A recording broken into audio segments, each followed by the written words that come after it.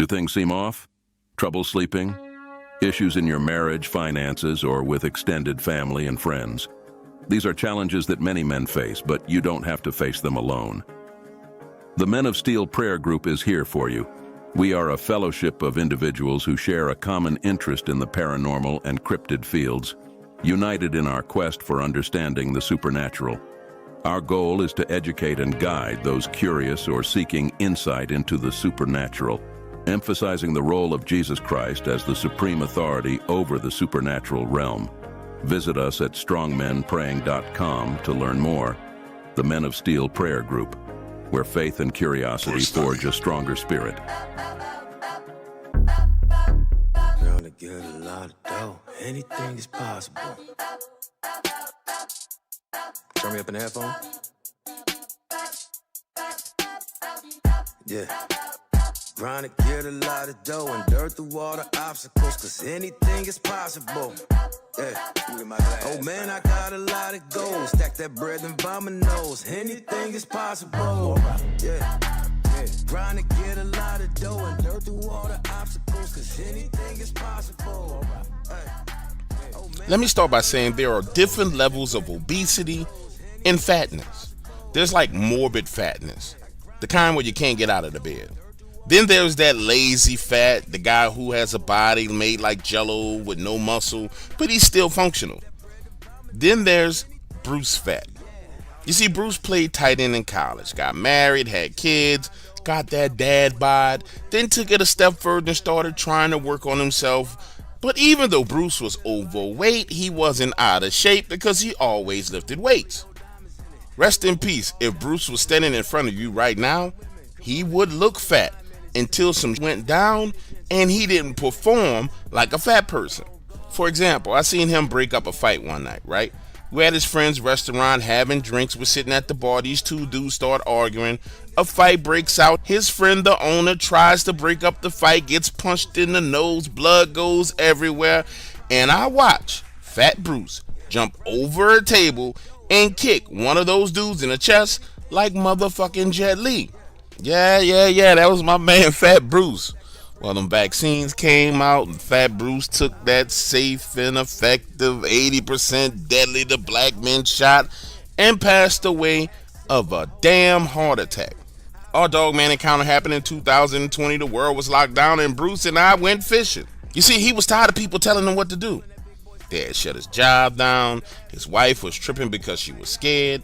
And his family, like most black families, were 100% brainwashed by MSNBC and CNN, so they were scared to go outside the damn house. They weren't even going to church. Imagine a scene. The two of us are out on my boat fishing, and the fish are not biting.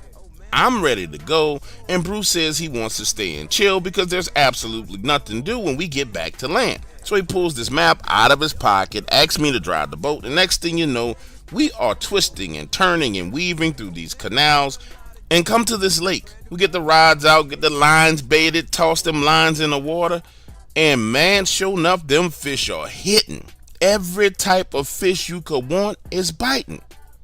So now the two of us are catching fish, but not paying attention to the time. Next thing you know, it's getting close to 4 p.m., 2 hours before the sun goes down, and this fool is literally off the boat walking on this little island fishing.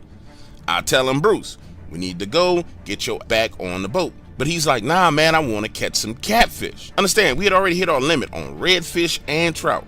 So now this dude is fishing for catfish. Bruce looks at me and says, listen, just troll along the edge of the island, drop it, and see if you can catch us some catfish. If we get one big catfish, I'm ready to go. Again, I tell him, bro, it's getting late. We need to go. Come on, man, we got all these fish. We don't need no more fish. We got to clean all this when we get home. So I'm like, all right, fuck it. You think you black Troy Landry, you want to sit here and fish on this stupid island? I'm going to go ahead and leave. So I turn the trolling motor on and start going around this island. Imagine the scene. I'm riding along, casting my line. 10 minutes later, I'm on the other side of the island and I hear this damn roar. Now, to be clear with you, I couldn't tell you what it was that was roaring, but I knew that whatever the hell it wasn't normal. I freeze for about a solid 2-3 minutes listening.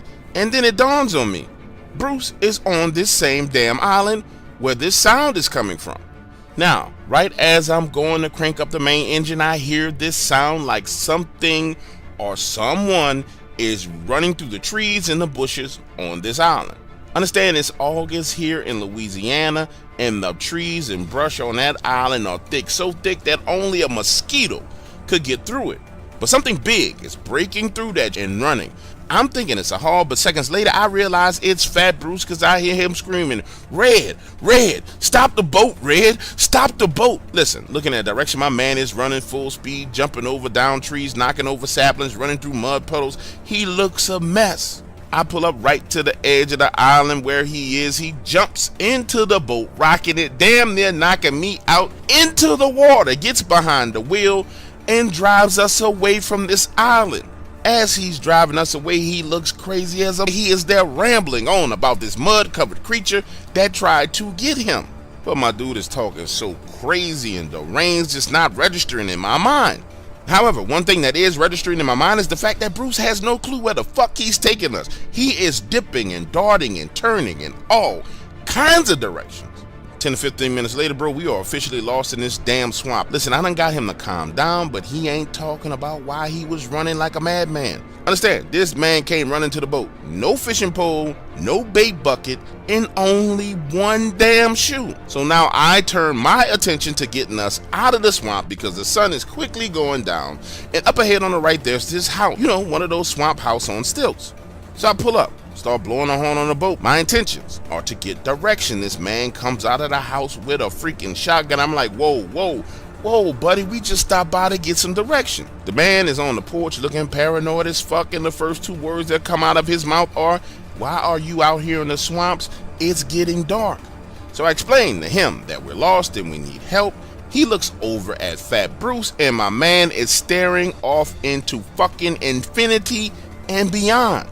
Then he looks at me and says, "What the hell is wrong with Big Man?" So I tell him he saw something down here in these swamps that got him spooked. The man that I'm talking to gotta be in his late 60s, early 70s, one of those men that talk slow, and he says, well, there's all kinds of terrifying things in these swamps. Let me draw you a map to get you out of here. Then he turns around, goes inside, comes back out of the house with a pen and an AARP envelope, and proceeds to draw for us the route from his house out of the swamp. Then he circles these areas on his little map and says, when you come close to these canals, stay away from the land masses because that's where the mud dogs are. Man, listen, when the word mud dogs came out of his mouth, Fat Bruce jumps up in the boat, says, "That's what I saw. That's what I saw. It was 600 pounds covered in mud. Big head like a bear, long snout." Then there's this awkward silence as the old man looks at Bruce and looks at me, then looks at Bruce and looks at me. That's when Bruce speaks again, saying that it chased him off of that island. Listen, understand, the entire time we've been talking to this man, yes, he had the shotgun in his hand, but he was cool, calm, and cordial. But when he heard what Bruce said, he literally threw that envelope at me and said, "Listen, you boys need to get the hell from back up in here and go on about your business." Gone now, gone. I'm talking about a 180-degree change in personality. So we leave, follow his map, and sure enough, it brings us right past the place where Fat Bruce just saw that thing. 15 minutes later, we are pulling up at the boat launch, and Fat Bruce is still not talking to me. I'm doing everything, cracking jokes, messing with him, trying to get him to talk, but my man wouldn't say. Get this, 2 days after our fishing trip, he finally starts to tell me what happened. We're sitting in my living room and he's like, "Bro, I was there fishing on the bank. I had a fish on a line and I was moving down the bank, stepped into this mud hole." Or so he thought it was a mud hole. He says, but then something growled and my right foot started to move. And I realized I wasn't stepping into mud. I was stepping on something covered in mud. This big brother starts to cry and says, "Bro, it was like this big mud-covered, bareheaded wolf." No, it's not over. Get this. He goes on to explain to me that he must have stepped on like its hind leg or its side because he saw its head pop up out of the mud, turn and look over its shoulder at him. And he said that's when it growled and roared at him. Scared my boy so much he left everything and ran. He said, Red, I knew you was on the other side of this island, so I just took off running. Lost my shoe, hit my head on tree limbs. Everything inside of me felt like it was going to get me and it was going to eat me. Imagine the scene. He's sitting on my sofa. I'm sitting across from him on a love seat, and I explained to him, Bruce, I saw you running, but nothing was chasing you, man. But he goes on explaining to me that he was so frightened and scared running through those trees and brush that he decided if I was not on the other side, that he was literally diving into the swamp. And I need you to understand how significant what he was saying is. We were not in the swamps near somebody's backyard.